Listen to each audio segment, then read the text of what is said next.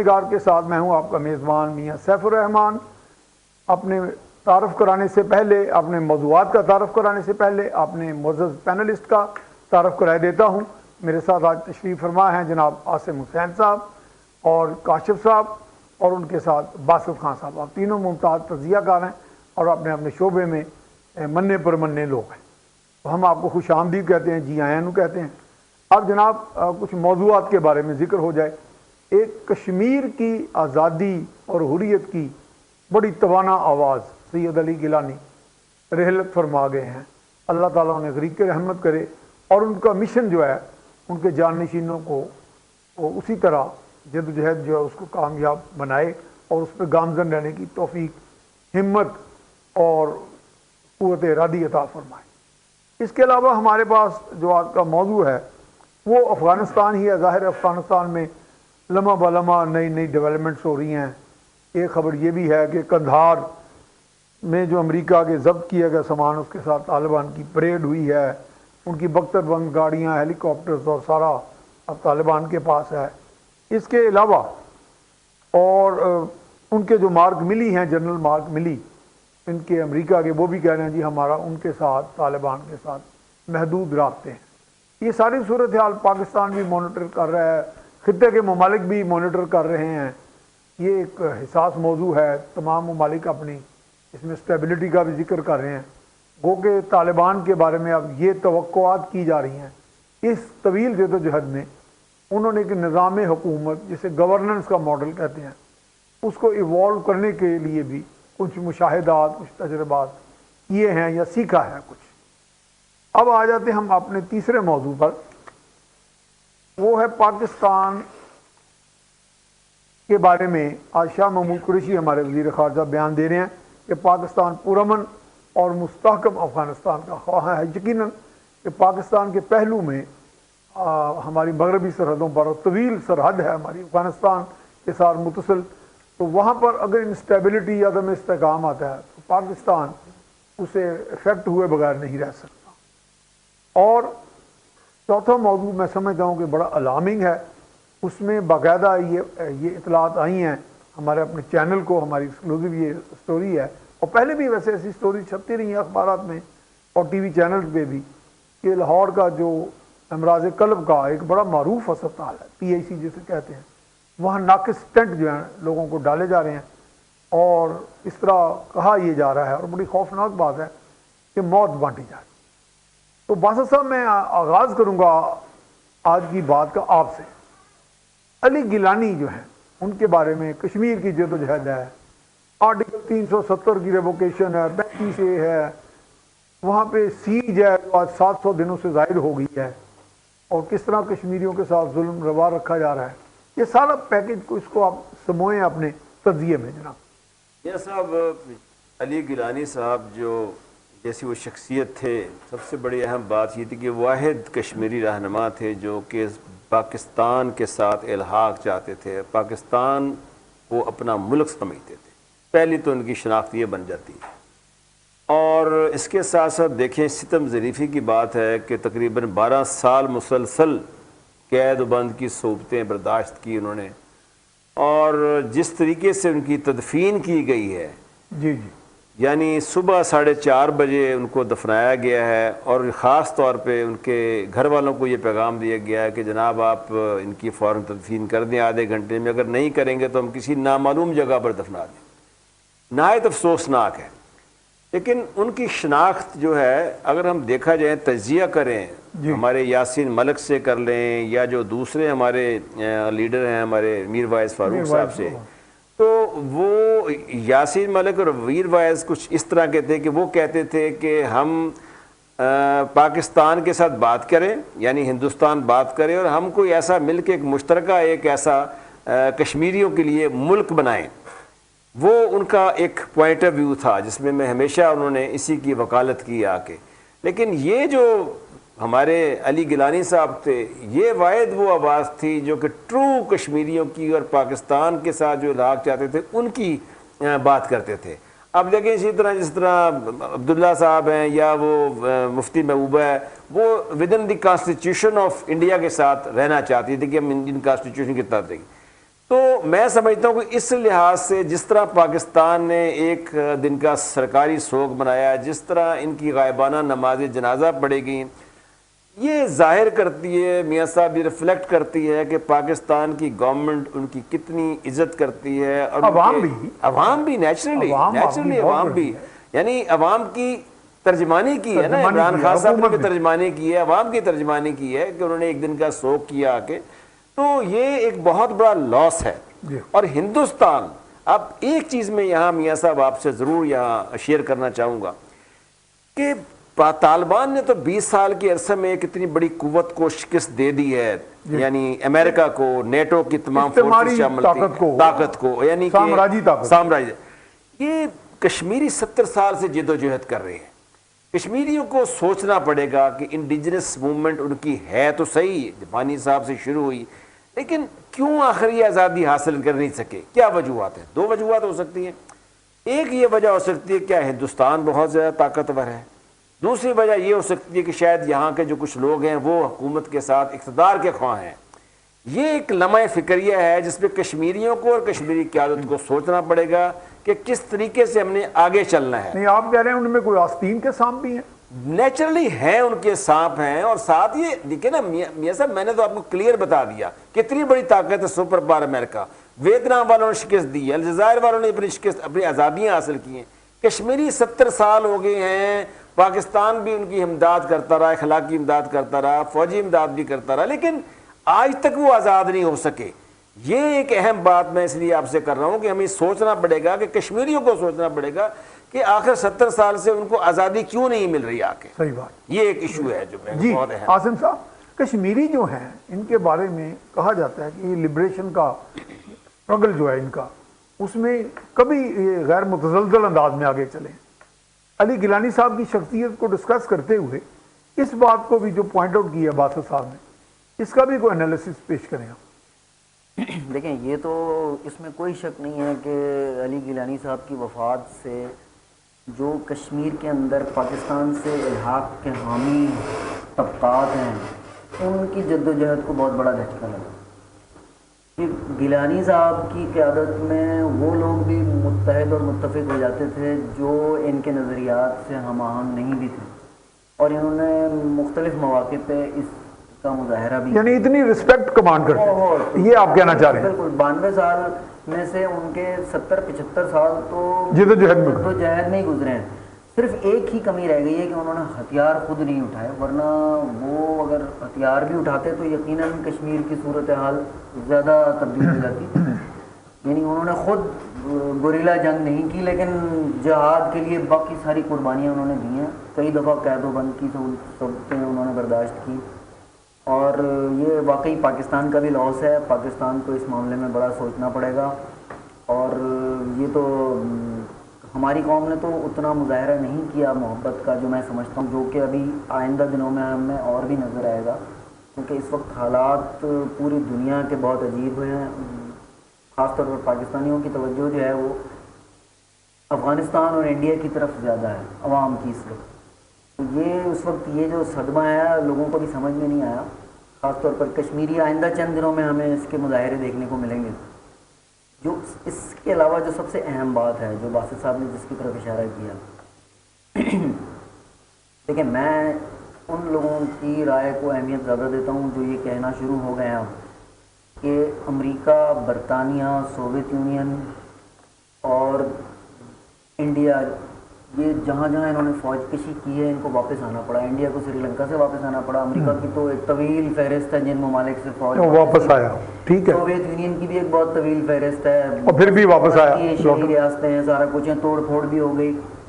تو اب یہ وقت آ گیا ہے کہ اگر کشمیری اور فلسطینی اپنے اہداف کو واضح کر لیں اور وہ ان حکمرانوں پر تکیہ کرنا چھوڑ دیں جو مشروط حمایت کرتے ہیں ان کی جدوجہد کی، یا ان کے اندر نہیں، مشروط نہیں کہہ سکتے آپ زیادہ کوئی ان کو آپ کہنا چاہ رہے ہیں کہ بد دلی سے یا بد نیتی ہے، میرا خیال آپ کہنا یہ چاہ رہے ہیں۔ جی، فلسطینیوں کے ساتھ بھی جو ناانصافی ہوئی وہ یہ ہوئی ہے کہ پوری عرب دنیا ان کی مشروط حمایت کرتی ہے۔ وہ کہتے ہیں کہ جی آدھی زمین دے کے آدھی زمین پر اپنا حصہ لے لیں آپ، آدھی پونی پاؤ جتنی. کشمیریوں کے ساتھ بھی یہی ہوتا رہا کہ پاکستان کو سب سے مضبوط آواز مانا گیا کشمیر کی آزادی کی، لیکن پاکستان نے کشمیر کی آزادی کی کئی سنہری مواقع گنوا دیے. اور پاکستان کو بھی آخر میں پچھلے 20-25 سالوں میں یہ دیکھا گیا کہ ہماری قیادت نے قائد اعظم کا جو موقف تھا اس سے انحراف کرتے ہوئے کچھ 7 فارمولے، کوئی 5 فارمولے، کوئی چناب فارمولہ، کوئی جہلم فارمولہ، اس طرح کی چیزیں جو دی ہیں نا، اس سے کشمیر میں ان لوگوں کو تقویت ہوئی جو کشمیر کو ایک آزاد ریاست بنانا چاہتے تھے، اور وہ لوگ پیچھے چلے گئے بیک گراؤنڈ میں جو کشمیر کے پاکستان سے علاقے کے ساتھ حامی تھے. اور پچھلے 2-4 سالوں میں بلکہ 10 سالوں میں یہ کہنا چاہوں گا، حالات پاکستان کے لیے اتنے سازگار تھے کہ وہ ساری قوتیں اور جماعتیں جو بھارتی آئین کے تحت خود مختاری یا نیم خود مختاری لے کر کشمیر کو ایک ریاست کا درجہ دینے کی حامی تھیں اور پچھلے 60 سال سے کوششیں کر رہی تھیں، وہ بھی سارے ٹوٹ کے بھارتی یونین سے علیحدہ ہو گئے. خاص طور پر ابھی پچھلے 2 سال میں تو محبوبہ مفتی وغیرہ، فاروق فیملی جو تھی، وہ سارے لوگ اب انڈیا کے مخالف ہیں اور وہ ان جلسوں میں اور مظاہروں میں شریک ہوتے ہیں جو کشمیری عوام بھارتی فوج کے خلاف کر رہے ہوتے ہیں. تو ہمیں اور خود کشمیریوں کو یہ سوچنا پڑے گا کہ یہ جو مشروط حمایت کا ایک لالی پاپ دیا جاتا رہا ہے کشمیریوں کو بھی اور فلسطینیوں کو بھی، یہ کامیابی سے ہم کریں. چلیں آصف صاحب کاشف صاحب سے پوچھتے ہیں، یہ بھی کاشف صاحب سے بھی انہوں نے بھی وہاں عمران خان کی بڑی تقریریں سنی جس میں انہوں نے کہتے ہیں جی کشمیر کوز کو بڑا ہائی لائٹ کیا اور کنسسٹنٹلی ہائی لائٹ کیا. ایک تو یہ بات ہے. ایک علی گیلانی کی شخصیت، میں چاہوں گا کہ آپ ناظرین کو اس پہ کوئی اپنا ویوز دیں. پولیٹیکل جتنے بھی ہمارے لیڈرز ہیں انہوں نے پاکستان کی جو ایک خارجہ پالیسی ہے اسپیشلی کشمیر کے حوالے سے، اس کے اوپر سنگل پیج کے اوپر ہے، وہ ان میں کوئی بہت زیادہ فرق نہیں. اس میں یہ ہو سکتا ہے کہ کچھ جو ان سے ہیں وہ اس کو خالصاً مذہبی رنگ میں اسٹرگل کرنے کو ریفر کرتے ہوں یا اس کے حوالے سے آواز بنتے ہوں. کچھ لوگ جو سے وہ انسانی حقوق کے حوالے سے اس کی طرف گامزن. جہاں تک عمران خان مطلب ان کی بھی آواز اسی طرح سے کشمیر کے حوالے سے جو سب میاں صاحب نے بھی پوائنٹ ریز کیا ہے، اس کے بعد پھر احسن صاحب نے بھی کیا ہے کہ یہاں پر جو سی ہے نا کنفیوژن سے باہر آنا پڑے گا کشمیریوں کو. کہ دیکھیے ایک لفظ بولا گیا ہدف، جی میں یہ بتائی کر لوں کہ اس میں کشمیریوں کے لیے اب یہ سوچنے کا مقام ہے، کم از کم وہ 70 سال والی جو سی انہوں نے ایک دی کہ طالبان 20 سال کی اسٹرگل کرتے ہیں. نو ڈاؤٹ وہاں پر اسٹیک ہولڈرز بہت زیادہ ہیں، کشمیر میں اسٹیک ہولڈرز بہت زیادہ نہیں ہیں. اور جتنے وہاں پر اسٹیک ہولڈرز مطلب آپ کہیں کہ سپر پاورز ہیں، اس کے کاؤنٹر میں بھی اتنی ہی اسٹرانگ سپر پاورز ہیں، اس لیے وہاں پر زیادہ منوپلی بن نہیں پا رہے. صحیح بات. کشمیر میں کشمیریوں کو اگر تو انہوں نے اپنی جدوجہد کو مزید آگے لے کے جانا ہے تو اس کے لیے ان کو تو ڈائریکٹلی ایک چیز طے کرنی پڑے گی کہ انہوں نے تشدد کے راستے سے اپنی آزادی حاصل کرنی ہے یا اپنی ایفیلیشن لے کے جانی ہے پاکستان کے ساتھ، یا ان کو عدم تشدد اہنسا جو گاندھی کا تصور تھا یا انہوں نے جس کے اوپر باقاعدہ انہوں نے اس کے اوپر جدوجہد کر کے انہوں نے فریڈم موومنٹ کو آگے لے کے گئے تو اور اچیومنٹ بھی ہے اس میں. تو یا پھر آپ کو ٹوٹلی اہنسا کی طرف جانا پڑے گا، یعنی آپ کو کلیئر ہونا پڑے گا. مودی کی گورنمنٹ میں گاندھی کے بندر فوت ہو گئے ہیں سر. ہاں صحیح بات. ٹھیک ہے، تو اس لیے اب اہنسا والا تو میرے خیال سے چیپٹر بہت محدود لگ رہا ہے. زیادہ امپورٹنٹ یہ ہے کہ وہ یہ کون سی راہ اپناتے ہیں. تشدد سے مراد یہ ہے کہ ان کو بائی ہوک کر کوک جو ہے نا اپنی موومنٹ کو آگے لے کے جانا پڑے گا اور اس کو اچیو کرنے کی کوشش کرنی پڑے گی. جہاں تک پاکستان کے سپورٹ کرنے کی بات ہے، دیکھیں پاکستان اپنی انٹرنیشنل ایک اسٹیٹ ہے، وہ اس نے اپنی محدود کہہ لیں کہ وسائل میں اور اس کے اندر ہی ان کو سپورٹ کر سکتا ہے. وہ ایک ایکسٹراڈنری انہوں نے تو لفظ بول دیا کہ فوجی حمایت کا، لیکن میں نہیں سمجھتا ہوں کہ اس میں ہم بہت زیادہ اس میں ان کو شیئر کر سکتے ہیں. تو انٹرنیشنل نارمز بھی ہیں نا, ان ساری نارمز کو آپ ڈیفائن نہیں کر سکتے. ہم نے اب یہاں پر میں ایک نئی جو سی چیز اب آئی ہے وہ یہ ہے کہ ٹریڈیشنل وار میرے خیال سے انٹرنیشنلی ختم ہوتی جا رہی ہے. صحیح بات ہے. چنانچہ اب دیکھیں یا تو آپ کو ٹیکنالوجی کی وار لڑنی پڑے گی یا اکانومی میں کشمیر کو اپنے آپ کو ان کی لیڈرشپ کو نئے سرے سے سوچنا پڑے گا کہ ہم اکنامک وار میں کیا جا کے انڈیا کو کہیں پر ہٹ کر سکتے ہیں اور اس کے جواب میں ہم اپنے ٹارگیٹس اچیو کریں. مطلب ڈائریکٹلی شاید اب یعنی آپ کہہ رہے ہیں کہ معاشی طور پہ وہ امپاور کریں, امپاور کریں گے تو دین آپ زیادہ یعنی یہ تو ایک ایسا سیکٹر ہے میں ٹوٹلی اگنور ہوا ہے میرا. جی ٹوٹلی اگنور, یہ تو نظر انداز ہوا ہے پچھلے 70 سالوں میں. اسی دیکھیں کوئی موومنٹ ایسی بات میاں صاحب کر رہے تھے کہ بھئی یہ کیوں نہیں 70 سال میں کر سکے. اس کی سب سے بڑی ریزن یہ ہے کہ آپ نے اپنے ایسٹ اکٹھے نہیں کیے ہیں. آپ جو بڑا ایسٹ اکٹھے کرتے ہیں وہ بھی آپ ادھر ادھر سے دیکھیں نا, جو گوریلاز وہاں سے پکڑے جاتے ہیں ان کے پاس یا رشین گن ملتی ہے, ٹھیک ہے, یا انڈیا کی اپنی ان کے سپاہیوں سے چھینی ہوئی ملتی ہے. مطلب انہوں نے خود سے کوئی جنریٹ نہیں کیے اپنے ریسورسز کے جس کے ساتھ وہ فائٹ کر سکے, وہ اپنی جدوجہد کو آگے لے کے جا سکے. تو اس لیے میرا خیال ہے کہ نمبر 1 کے اوپر تو ان کو اپنے ریونیو کلیکشن کی طرف جانا پڑے گا, اپنی اکانومی کو, اپنی اسٹیٹ اکانومی کو ان کو مضبوط کرنا پڑے گا, اور اس کے ساتھ پھر اس کے ساتھ ساتھ ان کو اپنی پولیٹیکل اسٹرگل جو سی ہے وہ لے کے آنی پڑے گی. اور اس کی کیا شیپ ہوگی, وہ اب تشدد کی طرف جاتے ہیں یا نہیں جاتے ہیں, وہ ایک الگ. سیاست بنیادی طور پہ دیکھیں اگر آپ نے جلسہ کرنا ہے تو اس کے لیے ایکسپینڈیچر چاہیے. ایون کسی شہید کی اگر کوئی آپ کا شہید وہاں پر کشمیر شہید ہو جاتا ہے یاد میں, اگر کوئی آپ نہیں اس کی جو فیملی کو فیڈ بیک کس نے کرنا ہے. جی جی بالکل. اگر اس کی فیملی فیڈ بیک نہیں ہوتی, اس کی فیملی کو کچھ وظائف نہیں ملتی, تو اس کے نتیجے میں کیا ہوگا کہ اگلا کوئی اور اس علاقے کا بچہ جو ہے وہ شہادت کے لیے تیار نہیں ہوگا, کیونکہ اس کی فیملی سفر. طالبان کا برعکس اس کے بالکل وہ باقاعدہ وہاں سپورٹ سسٹم موجود ہے. جی یہ بالکل جو میں نے اسٹڈی کیا ان کا. مجھے تو اگر ہم آج سے 30 سال پہلے چلے جائیں 80s کے ایرا میں, تو وہاں پر یہاں پاکستان میں ایون جی جس وقت یہاں پر کیمپس تھے, ان کے بیس کیمپ بنے ہوئے تھے اور اس میں لوگ آ رہے تھے, تو ان کی فیملیز کو ایون اگر وہاں پر شہید ہو جاتا تھا رشین وار میں, مجاہدین کا جن کو مجاہدین کہتے تھے, تو ان کے یہاں پر فیملی کو جو ہے وہ وظیفہ دیا جاتا تھا. جی بالکل ایسا صحیح ہے. تو اس کا مطلب کیا ہے کہ انہوں نے اپنے آپ کو فائنینشلی بھی اسٹرانگ رکھا. جی اگر کشمیریوں نے اپنی جدوجہد کو کامیاب کرنا ہے تو ان کو اپنے آپ کو اکنامیکلی بہت زیادہ اسٹرانگ کرنا پڑے گا, بہت زیادہ امپاور کرنا پڑے گا. اس کے بغیر میں نہیں سمجھتا. میں چاہ رہا ہوں کہ ایک دو لائنز ذرا علی گیلانی صاحب پہ بھی. دیکھیں علی گیلانی صاحب تو ان کو سلوٹ کرنا چاہیے. وجہ یہ سب سے امپورٹنٹ ان کے ساتھ بہت سارے لوگوں کا ہو سکتا ہے نظریاتی اختلاف ہو, ایون کشمیر کے اندر ان کی لیڈرشپ کا اختلاف ہو, جیسے عبداللہ فاروق وغیرہ جو ہے وہ ساری عمر ان کے خلاف ہے. اس کے باوجود وہ ایک چیز کو سب مانتے ہیں, وہ یہ ہے کہ علی گیلانی صاحب پہلے دن سے اپنی ٹل ڈیتھ ان کے ارادے میں, ان کے ٹارگٹ میں کہیں پر بھی جھول نہیں آیا. ٹھیک ہے, انہوں نے جو مقصد زندگی کا لے کے چلے, نو ڈاؤٹ, مطلب جو اس سارے ایپیسوڈ میں جو میرے لیے قابل افسوس امر ہے علی گیلانی صاحب کی ڈیتھ کے حوالے سے, وہ یہ ہے کہ وہ اپنی 60-70 سالہ جو جدوجہد ہے, فزیکل ان کی جو جدوجہد ہے, اس میں وہ آزادی نہیں دیکھ سکتے. یہ ایک ان کا کوئی جانشین دکھائی نہیں دیتا.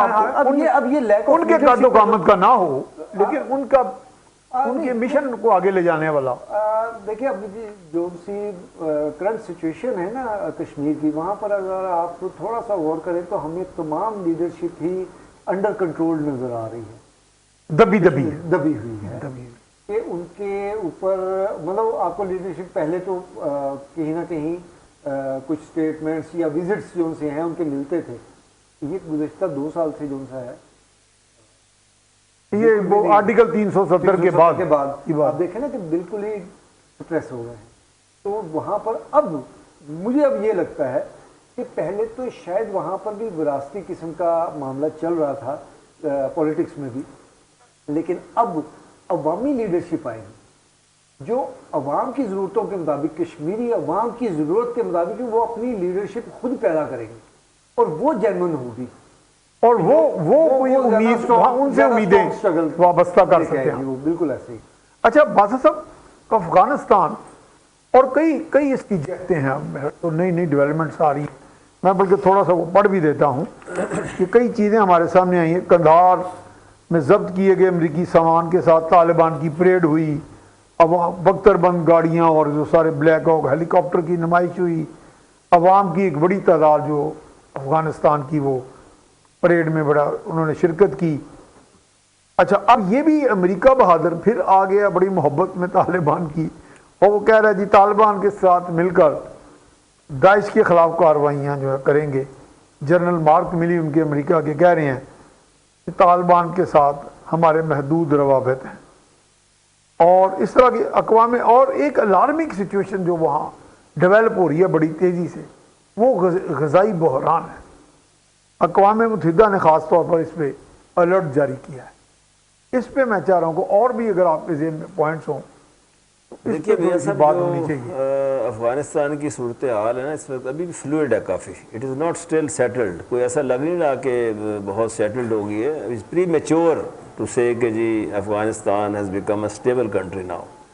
جیسے آپ نے رائٹلی پوائنٹڈ آؤٹ کہ جو ایک غذائی بحران، میں نے بھی پچھلے پروگرام میں یہی کہا تھا کہ ان کی جو ابھی وزرائے خارجہ ہمارے گئے تھے وہاں پر، مختلف ملکوں سے ملاقات بھی کی تھی، وہاں افغانستان بھی گئے تھے قریشی صاحب بھی، تو باخبر ذرائع سے اس بات کا علم ہوا تھا کہ افغانستان نے پاکستان سے تمام تر یہ غذائی جو اجناس ہیں، کھانے پینے کی چیزیں، آٹا، نمک، چینی، دال، اس کے لیے خاص طور پہ ریکویسٹ کی ہے کہ ہمیں آپ دیں. اب جیسے پاکستان کے فائنینشیل کنسٹرینٹ میں نے بات کی تھی کہ وہ ہیں اپنی جگہ پر موجود ہیں آ کے، لیکن ان سب چیزوں کا میاں صاحب دار و مدار اس چیز پر ہے کیونکہ ابھی انہوں نے جو ان کے لیڈر نے کہا ہے کہ ہم ایرانی طرز کی حکومت جو ہے وہ افغانستان میں لانا چاہتے ہیں، اور خواتین کو بھی ایک بڑوں کی علماء کی کونسل اور باقاعدہ، اور اس میں مطلب مذہبی اسٹیٹ تو ڈیفینیٹلی ہوگی، وہ اس میں ہم کوشش کریں گے خواتین کو بھی رکھ دیں. اب طالبان کا جو اس وقت جو معاملہ ہے، آپ دیکھ رہے ہیں کہ پنجشیر پہ جو لڑائی جھگڑا ہو رہا ہے ان کا آپس میں، وہاں بھی ایک وار چل رہی ہے آگے. طالبان کیا جو انٹرنیشنل کمیونٹی کی توقعات ہیں، جو وہ چاہتے ہیں کہ ایک کانسٹیٹیوشن کے تحت ایک بنا، کانسٹیٹیوشن تو موجود ہے نا وہاں پر افغانستان میں، کیا اب اس کانسٹیٹیوشن میں امینڈمنٹ کس طرح کریں گے، اپنے آپ کو اس کے تابع کس طرح کریں گے. جب تک ان کے تمام تر چیزیں جن کے بارے میں دوحہ میں مذاکرات میں ان سے طے پایا تھا وہ کھل کے سامنے نہیں آ جاتی، طالبان اپنے آپ کو سیکیور محسوس نہیں کریں گے.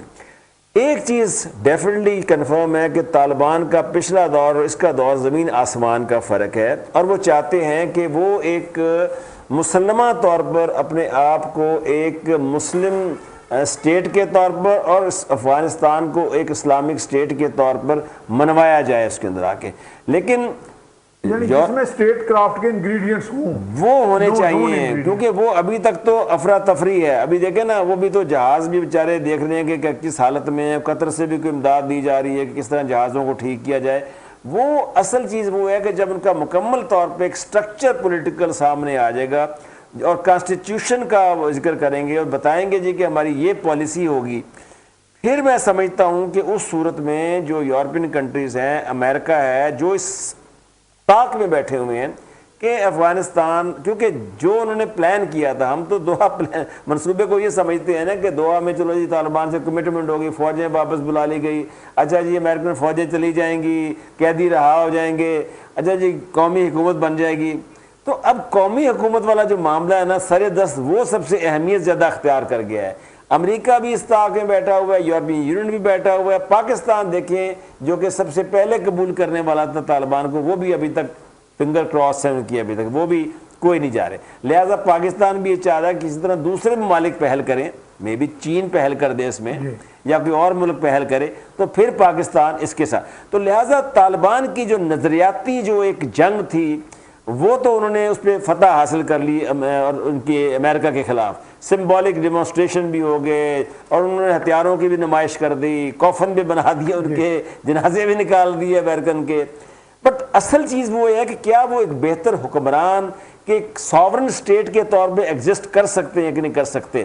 اس کے لیے انہیں ودن دی جو ایک افغانستان کے کانسٹیٹیوشن کے فریم ورک میں بھی رہنا ہے اور وار لارڈ اور دوسرے گروپ کے ساتھ مل کر چلنا ہوگا, کیونکہ یہ سارے ایک طالبان کا معاملہ نہیں ہے, اس پورے خطے کا معاملہ ہے. اور اس لیے پوری عالمی دنیا اس تناظر میں دیکھ رہی ہے کہ طالبان آگے کیا جاتے ہیں. وہ طالبان نہیں ہوں گے کہ وہ سرے عام کوڑے مار رہے ہیں, عورتوں کو کوڑے مار رہے ہیں, وہ چیز نہیں ہے. انہوں نے دیکھا نا, انہوں نے باقاعدہ افغانستان کی ٹیم کا بھی کہہ دیا کہ وہ چلے جائیں, حالانکہ ان کی ٹیم کے بڑے مشہور جو نمبر 1 اسپنر تھے راشد خان, اس نے بھی کہا تھا جی میں بھاگ رہا ہوں یہاں سے چھوڑ رہا ہوں. لیکن things are settle, dust settle ہو رہی ہے اس وقت آ کے. تو اس لیے انتظار اس بات کا میاں صاحب کہ طالبان جو ہیں وہ کس طریقے سے اپنی گورننس کو یا اس کے آئیڈیا کو یا کانسٹیٹیوشن کس طرح بنے گا, قومی حکومت کس طرح بنے گی, تمام تر اسٹیک ہولڈرز کس طرح آئیں گے, جب وہ چیزیں سامنے آئیں گی تو پھر دی امداد بھی آئے گی اور امداد کے ساتھ ساتھ غذائی امداد بھی آئے گی اور پاکستان اس میں ایک مین رول پلے کرے گا, کیونکہ Afghans are very comfortable with Pakistan. یہ ایک ریزن ہے میرے خیال میں. تو یہ تو اس میں عاصم صاحب یہ ساری باتیں ان پہ بھی تھوڑا تھوڑا اثر کریں کہ داعش کی بات کی جا رہی ہے, داعش کے بارے میں امریکہ بڑا کنسرن کا اظہار کر رہا ہے اور اس کے ساتھ ساتھ پھر پاکستان TTP کے بارے میں کرتا ہے اور القاعدہ کا بھی اب ذکر آ رہا ہے. تو یہ سارا سینیریو کیا بلڈ ہو رہا ہے؟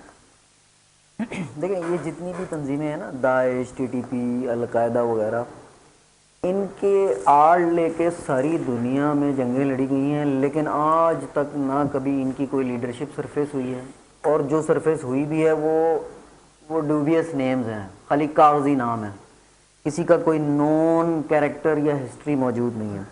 تو یہ تو ساری وہ بوگیز ہیں جو کسی اس طرح کی وار میں پروپیگنڈا وار کا ایک حصہ ہے, فالس فلیگ فکشنلائز کیا گیا, جی فکشن بنائی گئی ہے. ساری دنیا میں ایسا ہی ہوتا ہے, فالس فلیگ آپریشن کرنے کے لیے ایک بوگی کھڑی کرنی پڑتی ہے, وہ کھڑی کر کے یہ چلتا رہا. اس کو تو میں اس لیے نظر انداز کر دیتا ہوں کہ طالبان نے پہلے بھی 6 سال بغیر جمہوریت کے ایک بڑی پرامن گورنمنٹ چلا کے دکھائی تھی, اور اگر اس گورنمنٹ کا پوری دنیا سے معاشی بائیکاٹ نہ کیا جاتا تو وہ بہت زیادہ فلرش کر جاتے, کیونکہ وہاں کوئی چوری نہیں تھی, کوئی ڈاکہ نہیں تھا, کوئی جرم نہیں تھے, اور دنیا مہذب دنیا کے جو سب سے بڑے خواب ہیں جو آج تک کہیں شرمندہ تعبیر نہیں ہوئے, ایک معاشرے میں نجی اسلحہ ختم کر دینا, دوسرا معاشرے سے منشیات ختم کر دینا, یہ طالبان نے زبانی حکم پہ کر دیے تھے.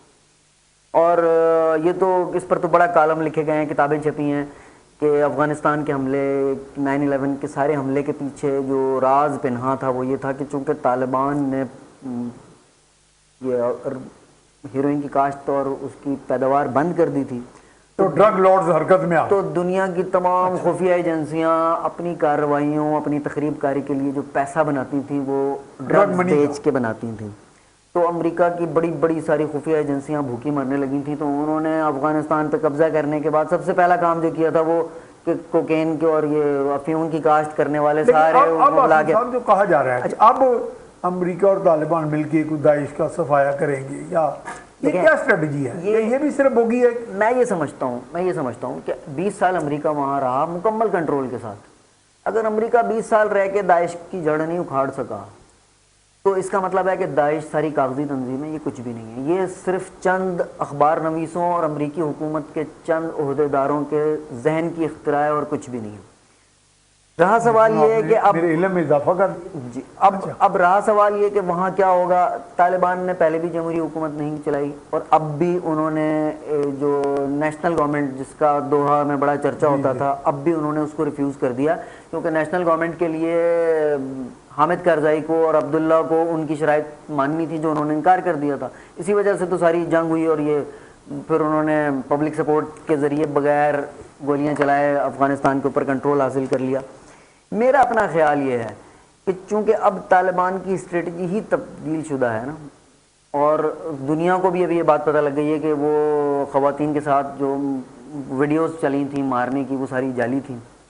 اب انہوں نے اب تو BBC جیسے چینل بھی دکھا رہے ہیں کہ طالبان نے آ کے عورتوں کے اسکول کھول دیے ہیں, عورتیں کام پہ جا رہی ہیں, اور سوائے اس کے یہ جیسے ایک نیو کونز ہوتے ہیں یا نیو، جی تو یہ نیو طالبان ہے جی، تو اس لیے اب آپ یہی کہنا چاہ رہے ہیں؟ ایگزیکٹلی اب پرابلم کیا آ رہی ہے کہ اب مغربی دنیا کو طالبان کی حمایت کرنے یا معاشی تعلقات بنانے کے لیے اب کوئی آڑ تو رہ نہیں گئی، کوئی ہچکی تو رہ نہیں گئی. اب وہ اس بات کے انتظار میں ہیں کہ طالبان سے وہ ان شرائط کے اوپر منوائیں کہ جی آپ نے دوحہ میں جو کہا تھا کہ ایک یونینیمس نیشنل گورنمنٹ بنے تو گی، وہ بنائیں. تو اب یہ اس بہانے سے ان کا معاشی بائیکاٹ جاری رکھا جائے گا اور کوئی نہ کوئی لوپ ہولز تلاش کیے جائیں گے، جو کہ غلط ہے. اس کی وجہ یہ ہے بہت بڑی فلسفی ان کی پوری بیان کر دی. ایگزیکٹلی میں چاہ رہا ہوں کہ کاشف صاحب کا بھی بڑا فلسفہ ہے ہی یہ نا. دیکھیں نا، اگر یہ فلسفہ نہ ہوتا تو 9/11 کی تو ضرورت ہی نہیں تھی نا، کیونکہ وہ بات تو ثابت ہی نہیں ہو سکی کہ اسامہ بن لادن نے یا ملا عمر نے افغانستان میں کابل میں یا قندھار میں بیٹھ کے ان 19 ہائی جیکروں کو کنٹرول کیا تھا. ان کے پاس موبائل تو چھوڑیں، لینڈ لائن بھی نہیں ہوتی تھی. کنٹرول کیسے کرتے ہو؟ یہ ساری چیزیں مسکین لوگ تھے. مسکین کے علاوہ دیکھیں پریکٹیکل الزام تو آپ کسی پر بھی لگا دیتے ہیں. وہ کسی کو بھی آج ہم لطیفہ سناتے ہیں نا کہ جی آپ کسی کو پکڑ کے پنجاب پولیس کو دے دیں تو وہ پنجاب پولیس لیاقت علی خان کے قتل کا الزام اس بندے سے قبول کروا لے گی. وہ تو کچھ بھی نہیں ہے. آپ کے پاس اتنا مسالہ آ گیا ہے دونوں کی طرف سے، ون بائی ون بولتے جائیں، میں سوال کرتا ہی نہیں. آپ جی جہاں ایک تو سافٹ گورننس کا جو سا ہے نا، نمبر ایک جو میاں صاحب نے کہا کہ ان کو اپنی پروو کرنی پڑی گورنمنٹ، میرے خیال سے ان کو پروو نہیں کرنی پڑے گی. وجہ یہ ہے کہ انہوں نے وہ 6 سال والا جو سا ان کا ایک ایکسپیرینس موجود ہے اور وہ ایک اچھا ایکسپیرینس ہے کہ انہوں نے گورننس کر کے دکھائی ہے. وہ اچھی ہے یا بری یہ ایک الگ غلط ہے، ٹھیک ہے، لیکن یہ کہ انہوں نے باضابطہ کر لی. اب دوسری بات یہ ہے کہ وہ جو سی گورننس کریں گے کیا وہ پہلی گورننس سے مختلف ہوگی یا نہیں ہوگی. دیکھیں زبانی طور پر کہنے میں اور پریکٹیکلی چیزوں کا فرق ہوتا ہے کہ وہاں پر ابھی فواد اندرابی کو مارا گیا. فواد اندرابی افغانستان کا ایک فوک سنگر ہے جو وہاں کی زبان ہے، وہاں کی آواز ہے. ایک کامیڈین کو بھی مارا گیا تھا جی، وہ اس سے پہلے کی بات ہے. یہ فواد ابھی 2 دن پہلے، یہ تو ہاں جی 1-2 دن کی. اب ایک سنگر کو اور اس کے گھر سے اس کو ڈریگ کر کے آپ مار رہے ہیں، مطلب یہ اس حد تک آپ اس کو، تو میں نہیں سمجھتا ہوں کہ ان کی کوئی چہرہ جو ہے نا وہ کوئی سافٹ ہوگا. ان کے ہاں آپ نے نورانی کا لفظ نہیں بولا پھر. اچھا آپ سم اپ کریں، میں آپ ہی کی طرف سے آؤں گا پھر، کیونکہ ابھی بریک پہ آنا ہے ہم نے. تو ناظرین اب ہم لیتے ہیں ایک شارٹ بریک، اس کے بعد اور یہی اسی موضوع پہ کنٹینیو کریں گے کاشف صاحب کے ساتھ.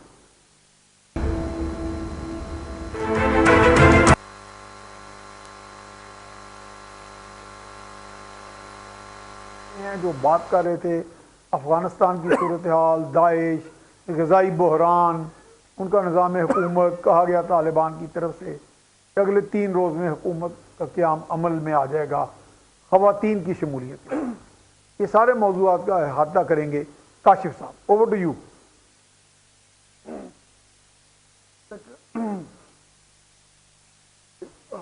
جی جی اتنے میں چلیں. آپ باسط صاحب تھوڑا سا اس میں کوئی پوائنٹ آؤٹ کرنا چاہیں، کوئی پوائنٹس تو میرا خیال ہے کاشف صاحب کو پرابلم ہو رہا ہے کچھ بولنے میں. میاں صاحب عرض کیا ہے پہلے، جب آپ فیل کریں اوکے تو میں آپ کو جو طالبان کا بنیادی جو ہے نا، دیکھیں ہم نے افغانستان ایک بہت بڑی چینج ہے دنیا کے لیے، لیکن پاکستان کے لیے بہت ہی بڑی چینج ہے، کیونکہ ہم ہمسایہ ملک ہیں اور وہاں سے ہمارے خلاف جسے کہتے ہیں اور ہمسائے سے ہٹ کے ہمارے بہت گہرے روابط تو ہیں، لیکن انہوں نے ہمیشہ میاں صاحب ہمیں کبھی ترجیح نہیں دی ہندوستان کی نسبت. یہ پریشان کن یہ پریشان، ٹھیک کہہ رہے ہیں. وہ مسئلہ یہ ہے کہ کیا، لیکن ہم تو ان سے بہت محبت کرتے ہیں، پاکستانی دیکھیں یہ ہمارا افغان لوگوں کو بہت پیار کرتے ہیں. KPK ان کے ساتھ جڑا ہوا ہے. پوائنٹ یہ ہے کہ افغانستان سے ہم یہ توقع رکھتے ہیں، پاکستان کی سرحدوں پر حملے ہو رہے ہیں، پاکستان کے فوجی شہید ہو رہے ہیں، لیکن ہمیں ایک تو ہندوستان سے خطرہ ہے، دوسرے اگر اپنے ہمسایہ ملک سے افغانستان سے، جن کے لیے ہم نے اتنی قربانیاں بھی دی ہیں، جن کو ہم نے یہاں رکھا بھی ہے، جن کو ہم نے دودھ بھی پلایا ہے، کھانے بھی کھلائے ہیں.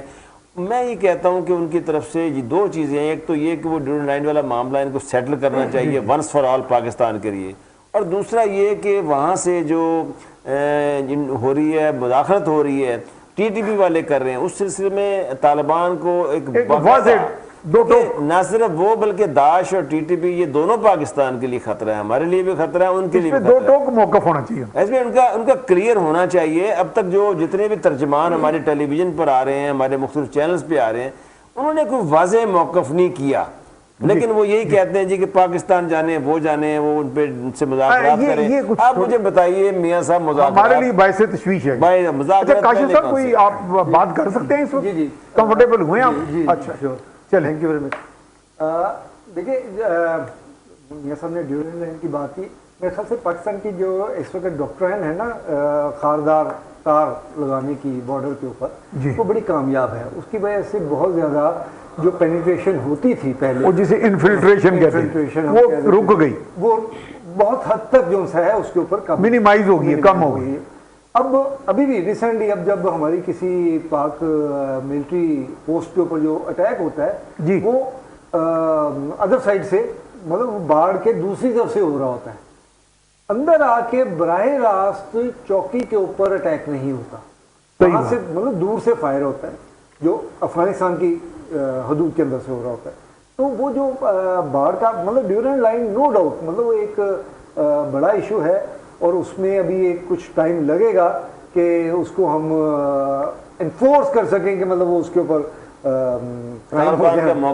جی، لیکن ادروائز جو سا ہے باڑ لگانے سے یہ معاملہ کافی حد تک سولو ہو گیا، کامیابی سے مطلب ہم اس کی طرف بڑھ گئے ہیں۔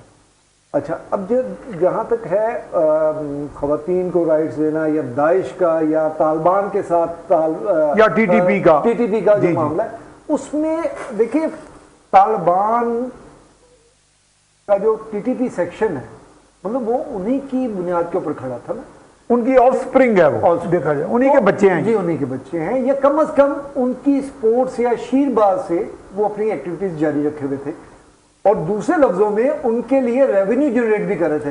آئی ایم سوری ٹو سے اگر کوئی اس کے اوپر ہوتا ہے کہ ہماری خارجہ پالیسی نو ڈاؤٹ ہے، لیکن یہ بڑی ایک فیکٹ ہے کہ کیا ہمارے یہاں سے لوگ اغوا کر کے جو ویلدی لوگ تھے وہ اغوا کر کے افغانستان لے جا کے نہیں رکھے جاتے تھے ٹی ٹی پی کی طرف سے، اور وہ ان سے ریونیو لے کے ان کو اور وہ ریونیو کس کے لیے جنریٹ ہوتا تھا؟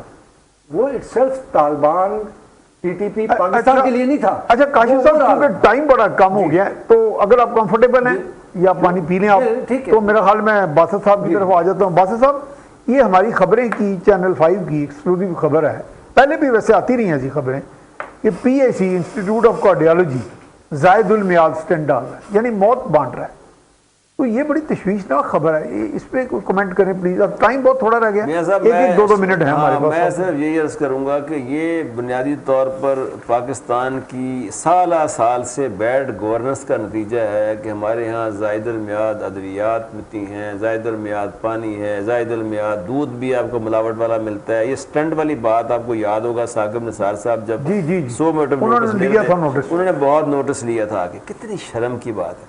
ہمارے ملک میں سب سے اہم چیز یہ کہ ہمارے ہاں آج تک ہم یہ کوئی بندہ اس بات کو یعنی نئی اسٹیٹمنٹ دے سکتا کہ جناب ایک ملک ایسا ہے جہاں پر ہمیں خالص چیزیں میسر ہیں، صحیح چیزیں میسر ہیں۔ یہ میں سمجھتا ہوں کہ پاکستان میں رول آف لا کا ایک جو پرابلم ہے، یہ ایک جو ہمارے یہاں ویک گورننس ہے، اس پر ہمارے جو ہے ارباب اختیار کو سوچنا پڑے گا کہ عوام جو ہیں بہت زیادہ اس میں پریشان ہو رہے ہیں۔ آپ دیکھیے کہ کتنا ظلم ہے، ایک آدمی کو زائد المیاد لگا دیتے ہیں، اس کے بعد اس کی ڈیتھ ہو جاتی ہے۔ تو اس پہ میں سمجھتا ہوں کہ جو حکومت پنجاب کو خاص طور پہ باقاعدہ نوٹس لینا چاہیے اور ایسے لوگوں سخت ایکشن لینا چاہیے، سخت اور کیفر کردار تک پہنچا۔ تو کاشف صاحب اس پہ بات کریں آپ، آپ نے تو اس پہ لکھا بھی ہوا ہے، بڑا کور کرتے رہے ہیں، آصم صاحب بھی کرتے رہے ہیں، میں ان سے جی پہلی بات تو یہ کہ یہ جو بالکل ٹھیک پوائنٹ آؤٹ کیا ہے میاں صاحب نے، اپنا خان صاحب نے، کہ بھئی ہمارے ہاں لیک آف گورننس جو ہے نا اس معاملے میں وہ سب سے امپورٹنٹ ہے کہ کہیں پر بھی چیک نہیں ہے گورنمنٹ کا۔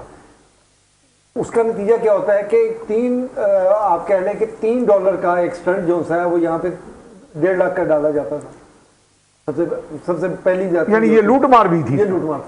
اس کے بعد دوسرے ابھی بھی اب وہ اس کو خان صاحب بڑی مزیدار صورتحال ہے کہ انہوں نے اسٹنٹ کی قیمت 20,000 کر دی ہے، 1.5 لاکھ سے کم کر کے، لیکن انہوں نے آپریشن کا ریٹ جو ہے وہ 2.5 لاکھ کر دیا.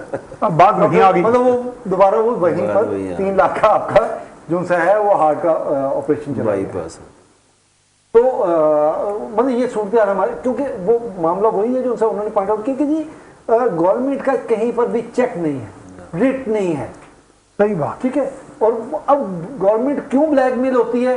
مطلب یہ کوئی بہت بڑی فلاسفی نہیں ہے، کوئی راکٹ سائنس نہیں ہے. ایکچولی وہ بلیک میل نہیں ہوتی ہے، وہ بھی خود سے ریونیو جنریٹ کر رہی ہوتی ہے ان راستوں سے بھی. لیکن یہ تو کسی کی قیمت پہ، عوام کی قیمت پہ عاصم صاحب، اب چونکہ ہمارے پاس 1-1.5 منٹ رہ گیا، بس اس کو سم اپ کریں. آپ نے اس کو کور بھی کیا ہوا ہے اپنے اخبار میں. بالکل.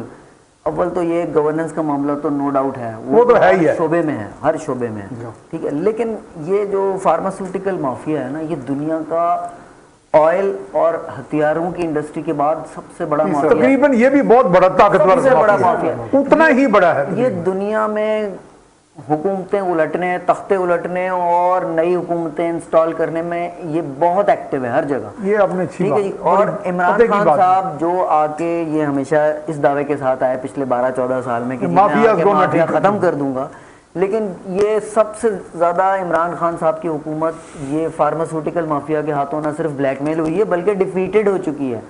وہ دوا، میں اپنی ذاتی مثال دے رہا ہوں، 500-600% دواؤں کی قیمتوں میں جو اضافہ 3 سال میں ہوا ہے، میں اپنی ذاتی مثال آپ کو میرا خیال تو لوگ اب دوائیاں بھی نہیں لے رہے، باقاعدگی سے نہیں لے رہے. 250 روپے کی میں بلڈ پریشر کی گولیاں لیتا تھا خان صاحب کے آنے سے پہلے، اب وہ 550 روپے کی ہیں. بل خان صاحب نے بھیجا تو بس اب وہ غریب لوگ، میں تو کسی نہ کسی طرح لے لیتا ہوں. خان اب غریب آدمیوں کو تو مجھے نہیں پتا. دوسری بات کہ یہ وہ انڈسٹری ہے کہ جو چونکہ انسان کی ایک بہت ہی بنیادی یعنی اہم ترین بنیادی ضرورت سے وابستہ ہے، اس لیے ہر چیز یہاں، ہر بندہ یہاں خرچ کرنے پہ مجبور ہے.